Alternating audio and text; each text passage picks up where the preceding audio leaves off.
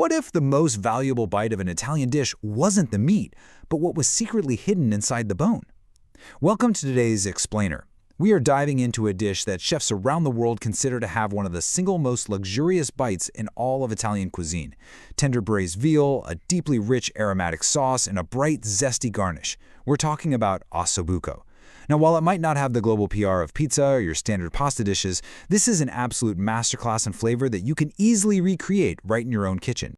You know, when we picture epic meat dishes, we almost always focus entirely on the muscle, right? The steak, the roast, the chop. But what if the most coveted, valuable bite of this entire culinary experience wasn't the meat at all? What if it was actually what was hidden inside the bone? That mystery, and the magic of unlocking it, sits at the very heart of this dish. And that actually brings us to the name itself. Osso buco literally translates from Italian to bone with a hole.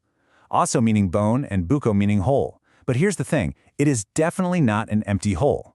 That center space in the cut of a veal shank holds the real prize, the bone marrow.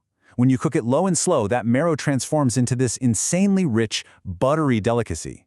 We're going to get into exactly how to extract that perfect bite later on, but first we really need to understand where this masterpiece comes from. For centuries, osso buco has been this comforting, deeply elegant symbol of the Lombardy region of Italy. Honestly, it's one of Italy's absolute greatest comfort foods. Yet, kind of surprisingly, millions of people outside of Italy have never even heard of it, let alone tasted it. It truly is a forgotten masterpiece on the global stage. Let's rewind the clock to 19th century Milan. Unlike a lot of fancy Italian dishes that rely on wildly expensive, premium ingredients like truffles or prime cuts, osso buco was born purely out of practicality. Local cooks just needed a way to transform incredibly tough cuts of meat, specifically cross-cut veal shanks, into something totally extraordinary. And through the magic of slow braising, they did exactly that. Over time, that hidden marrow evolved from just an added bonus to the absolute most prized part of the plate. Today, it proudly stands as one of Milan's greatest culinary treasures. All right, so how do we make it? The foundation of this dish relies on incredibly clean, simple components. For a recipe serving 4, you basically just need a few veal shanks, a little flour, olive oil, and butter. Then your classic vegetable base, an onion, a carrot, and a celery stalk.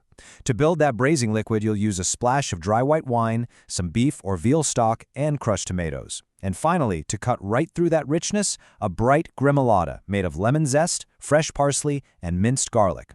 That is the whole shebang. Humble ingredients, just waiting for the right technique.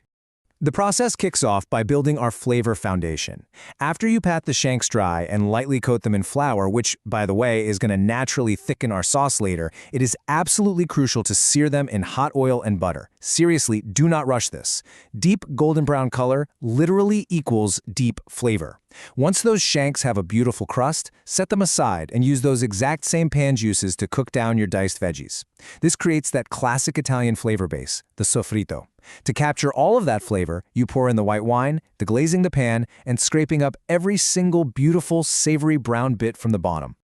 Now this is where the alchemy happens. You build your braising liquid by stirring the crushed tomatoes and stock right into that rich, reduced wine.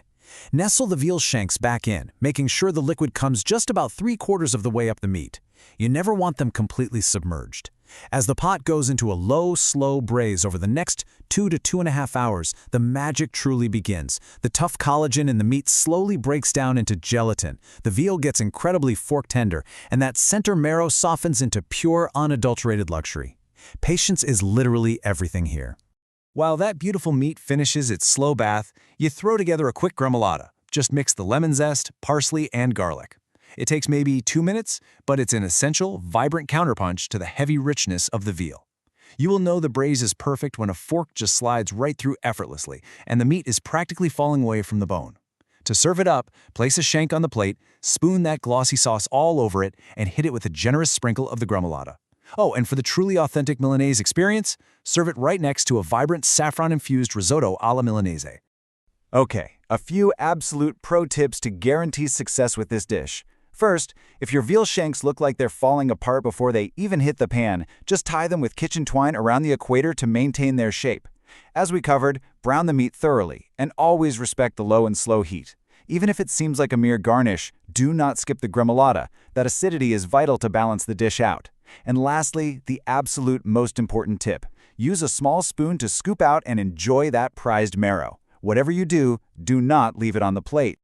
Imagine doing a taste test of this right now. The aroma hitting you is just incredible. You get the deep, savory notes of rich veal melting into those slow-cooked, sweet vegetables. You taste the sharp complexity of the reduced wine, perfectly balanced by the absolute freshness of the lemon zest. The meat is so tender you literally don't even need a knife, and the sauce is thick, glossy, and profoundly comforting. And then you finally get to the marrow. As our source material brilliantly describes it, it's silky, buttery, almost like nature's richest sauce.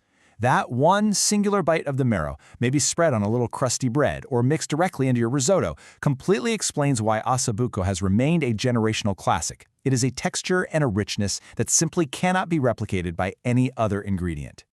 Ultimately, Osso Buco represents the very essence of great Italian cooking.